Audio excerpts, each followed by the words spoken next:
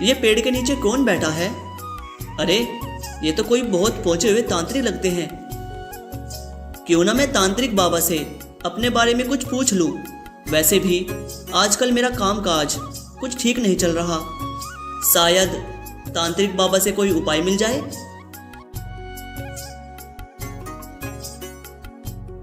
जय हो तांत्रिक बाबा की। कहो बच्चा, तुम्हें क्या पिरोबिलम होती? तांत्रिक बाबा, ये पिरोबलम का मतलब क्या होता है? अबे अनपढ़, पिरोबिलम मतलब दिक्कत। तुम्हें क्या दिक्कत होती? अच्छा तांत्रिक बाबा, मैं समझ गया। तांत्रिक बाबा, मैं रोज रोज जंगल से सूखी लकड़ियाँ काटकर बेचता हूँ, फिर भी मेरे घर का गुजारा नहीं हो पाता। मैं बहुत परेशान रहता हूँ। अगर मुझे कोई और रोजगार मिल जाए तो मैं खुशी से अपना जीवन बिता सकता हूँ। तुम्हें खुशियाँ जरूर मिलेगी, लेकिन कुछ बाधाएं हैं बच्चा। तुम्हें उन्हें दूर करना होगा। कैसी बाधाएं हैं तांत्रिक बाबा? तुम्हारी खुशियाँ और सुख के सामने दुख के काले बादल छाए हुए हैं। अब इतना तो मुझे पता है कि तुम अनपढ़ हो, और तुम्हारी ये भी समझ में नहीं आया होगा कि तुम्हारी खुशियाँ और सुख के सामने कैसे दुख के बादल छाए हुए हैं। तो बेटा इसे सुनो, बिल्कुल ऐसे ही छाए हुए हैं तुम्हारी दुख के बादल।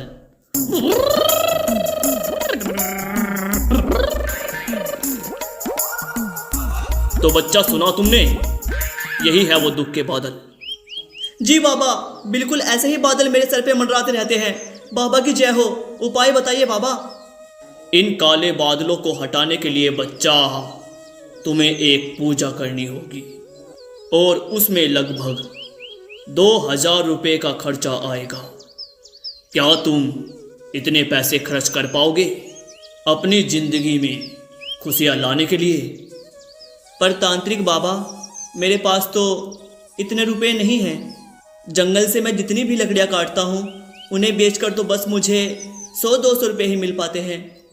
तो ठीक है बच्चा, लाओ वो पैसे मुझे दो, और आज से 21 दिनों तक हर रोज तुम 200 रुपये लाकर मुझे देते रहोगे। और उन्हीं पैसों को जोड़कर मैं कुछ पूजा की सामग्री खरीदूंगा, और फिर एक दिन मैं तुम्हारे लिए हवन पूजन करूंगा, और उसके बाद तुम देखना तुम्हारा भाग्य कैसे चमकने लगेगा। लकड़हारा ना चाहते हुए भी अब हर दिन 200 रुपये लाकर तांत्रिक को दे देता और चला जाता।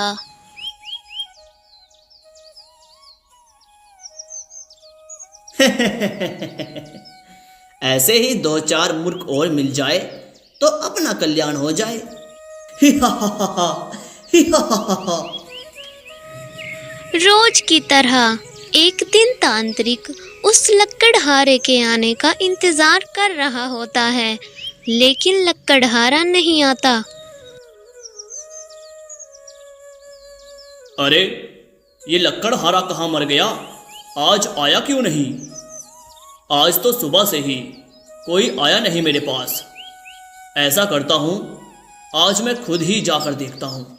शायद गांव में जाकर कोई मूर्ख मुझे मिल जाए जिसे मैं ठग सकूं। अब तांत्रिक गांव की ओर निकल जाता है। क्या तू सच कह रहा है क्या? जगिया उस भूतिया गुफा के अंदर चला गया था? अरे नहीं यार, तू झूठ बोल रहा है। अरे नहीं भाई, मैं झूठ नहीं बोल रहा। जब से वो उस गुफा के अंदर गया है तब से ही उसे बहुत तेज बुखार हो गया है।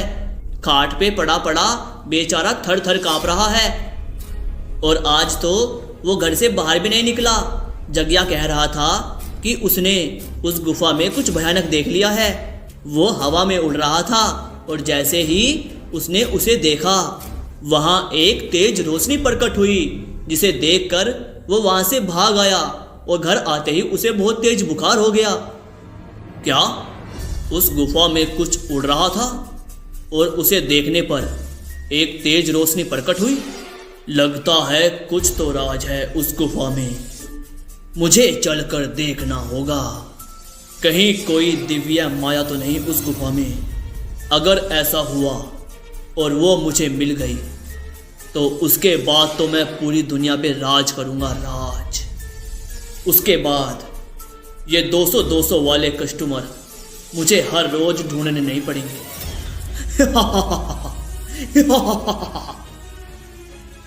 अब वह तांत्रिक उसी गुफा की ओर निकल जाता है और उस गुफा में जैसे ही वह घुसता है उसे एक तेज रोशनी दिखाई देती है। अरे ये क्या है? ये इतनी तेज रोशनी कहाँ से निकल रही है? अरे वो क्या है? मुझे उसके पास जाकर देखना होगा। तभी तांत्रिक उसके पास जाकर देखता है। अरे यह तो कोई किताब है और यह तो सदियों पुरानी किताब लग रही है। तांत्रिक उस किताब को खोलकर पढ़ने लगता है। यह किताब तो 500 साल पुरानी है। इसका मतलब इस किताब में जो भी लिखा है सब सच है। क्या वास्तव में कोई इतना शक्तिशाली बन सकता है जो पूरी दुनिया को अपने वश में कर सके और दुनिया का सबसे शक्तिशाली इंसान बन सकता है? अब वह तांत्रिक उसी गुफा में उस किताब को पढ़ने बैठ जाता है। कई दिन पढ़ने के बाद इस किताब के हिसाब से अगर मैं इस किताब में लिखे हुए मंत्रों का जाप 90 दिनों तक करता हूँ और 151 लोगों की बलि देकर मैं उस शैतान को जगा सकता हूँ जो मुझे इस दुनिया का सबसे शक्तिशाली इंसान बना देगा। हाँ, अब मुझे 90 दिनों तक इन मंत्रों का जाप करना होगा। तभी तांत्रिक उसी गुफा में 90 दिन मंत्रों का जाप करता है। धीरे धीरे 90 दिन बीत जाते हैं। अब मेरे 90 दिनों की मंत्र जाप की तपस्या पूरी हो चुकी है। अब मेरे मंत्रों में इतनी शक्ति आ चुकी है कि मैं अब किसी भी पानी में मंत्र फूंक कर उसे जहर बना सकता हूँ और फिर मैं उसी पानी को गांव की नदी में मिला दूंगा, जिसे पीकर गांव के लोग बीमार हो होकर मर जाएंगे और इस तरह मैं 151 लोगों को मारकर अपनी सिद्धियां प्राप्त कर सकता हूँ।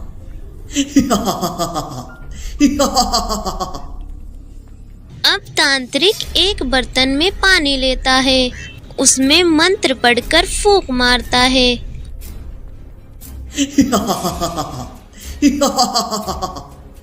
अब ये पानी जहर बन चुका है। अब मैं रात में जाकर गांव की नदी में इसे मिला दूंगा। तांत्रिक उस पानी को लेकर अपनी झोपड़ी में चला जाता है और शाम का इंतजार करने लगता है। अभी मुझे जोरों की नींद आ रही है और शाम होने में भी वक्त है। तब तक मैं थोड़ी देर आराम ही कर लेता हूँ और जैसे ही शाम होगी मैं अंधेरे में जाकर इस पानी को गांव के तालाब में मिला दूंगा। तांत्रिक वही पानी किनारे रखकर सो जाता है। बड़ी जोरों की भूख लगी है मुझे। जंगल में तो खाने को कुछ मिला नहीं। चलो इंसानों की बस्ती में जाकर देखते हैं कुछ मिलता है कि नहीं।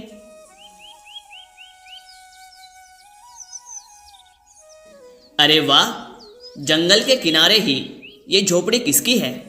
चलो देखता हूँ, शायद यहाँ कुछ खाने को मिल जाए। अरे यहाँ तो कोई साधु बाबा लेटे हुए हैं और बहुत गहरी नींद में हैं। इनके जागने से पहले मैं जल्दी से इनकी झोपड़ी में कुछ खाने पीने का सामान ढूंढ लेता हूँ। चल भाई लोमड़ी, जल्दी से कुछ खाने पीने का जुगाड़ देख ले, इससे पहले कि बाबा उठ जाएं। लोमड़ी इधर उधर देखती है, उसे कुछ भी खाने को नहीं मिलता। अरे ये कैसा साधु है? ये कुछ खाता पीता नहीं है क्या? कुछ भी तो नहीं मिला यहाँ पर और ऊपर से थक हो गया हूँ। अरे ये क्या? ये तो पानी रखा है। चलो खाने को तो कुछ मिला नहीं, पानी पीकर ही अपनी प्यास बुझा लेता हूँ। वैसे भी बहुत प्यास भी लगी है मुझे।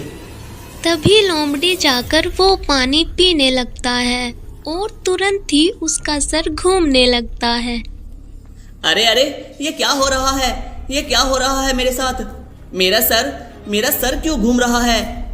मुझे चक्कर क्यों आ रहा है?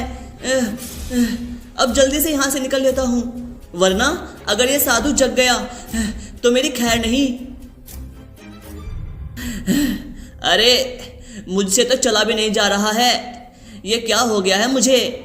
चलो थोड़ी देर यहीं आराम कर लेता हूँ, जैसे ही सब ठीक होगा तुरंत भाग जाऊंगा यहाँ से।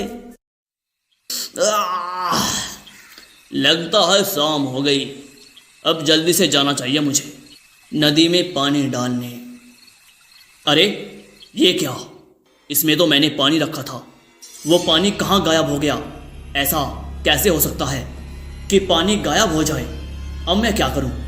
अब तो मैं दोबारा मंत्र जाप भी नहीं कर सकता, क्योंकि उस किताब में साफ साफ लिखा था कि 90 दिनों की मंत्र जाप तपस्या करके सिर्फ एक बार ही उस मंत्र जाप की फूंक काम करेगी, दूसरी बार नहीं। लेकिन अब मैं क्या करूं? अगले दिन सुबह तांत्रिक देखता है कि उसकी झोपड़ी के बाहर एक लोमड़ी पड़ा हुआ है, जिसका पूरा शरीर नीला पड़ चुका है। इसका मतलब इस लोमड़ी ने वो पानी पी लिया, जिसके कारण ही इसका शरीर नीला पड़ चुका है और ये बीमार हो चुका है। दुष्ट लोमड़ी, बस तेरी वजह से मुझे एक बार फिर उस गुफा में जाकर 90 दिनों तक मंत्र जाप करना पड़ेगा, जिससे मैं अपना अधूरा काम पूरा कर सकूंगा। पर तू मर यहाँ सड़ सड़ के। अब तांत्रिक एक बार फिर से उस गुफा में जाकर मंत्र जाप करने बैठ जाता है कि तभी उस किताब से एक आवाज आती है। ठहरो, तुमने एक बार मंत्र जाप कर लिया है और जिस काम को पूरा करना चाहते थे उसमें तुम असफल रहे। लेकिन इस बार तुम जिस कार्य को पूरा करने के लिए मंत्र जाप करने जा रहे हो, अगर इस बार भी तुम उस कार्य को करने में असफल रहे तो उसका अंजाम बहुत बुरा होगा।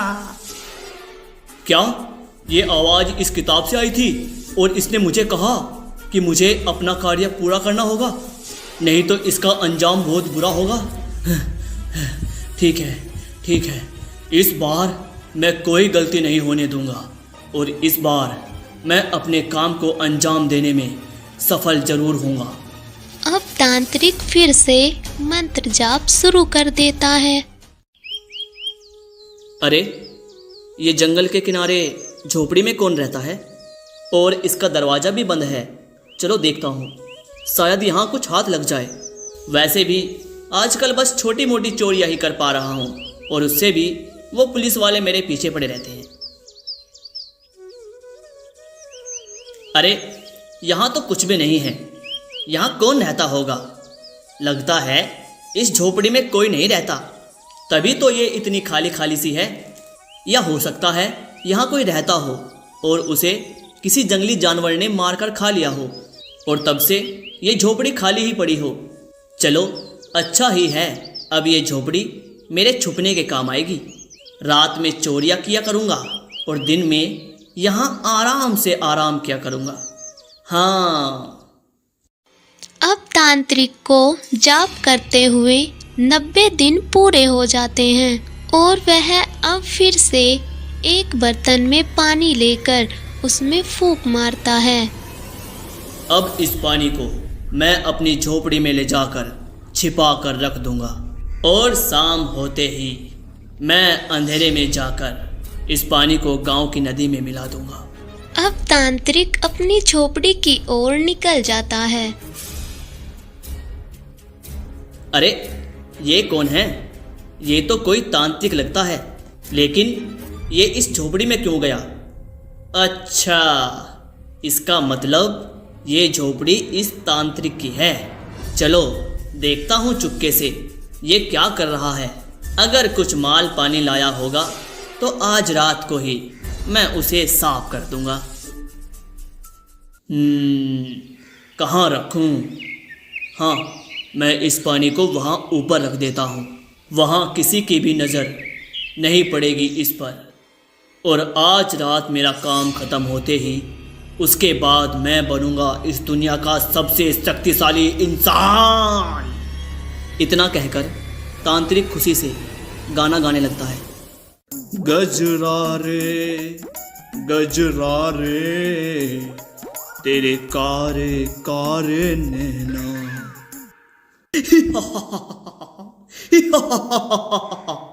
अब ये पानी यहाँ सुरक्षित है, तब तक मैं पेट पूजा के लिए कुछ फल तोड़ के ले आता हूँ। गजरा रे तेरे कारे कारे नैना। क्या डांस किया था अमिताभ बच्चन जी ने इस सॉन्ग पर, मजा ही आ गया था। अच्छा, तो वो पानी कोई चमत्कारी पानी है जिससे इंसान को शक्तियाँ मिलती हैं और वो शक्तिशाली बन जाता है। अगर मैं वो पानी पी लूँ तो मैं दुनिया का सबसे शक्तिशाली इंसान बन जाऊँगा और फिर मैं अपनी शक्तियों की मदद से बहुत बड़ी बड़ी चोरियाँ करूँगा। अंबानी को लूटूंगा, उसके लोंडे को लूटूंगा और फिर मैं सैमसंग का S24 अल्ट्रा फ़ोन खरीदूंगा और 100x जूम कर करके फ़ोटो खींचूंगा। चलो अब उस पानी को पीते हैं, शुभ काम में देरी कैसी। अब वो चोर तुरंत जाकर उस पानी को पी जाता है और वहाँ से तुरंत जंगल की ओर भाग जाता है।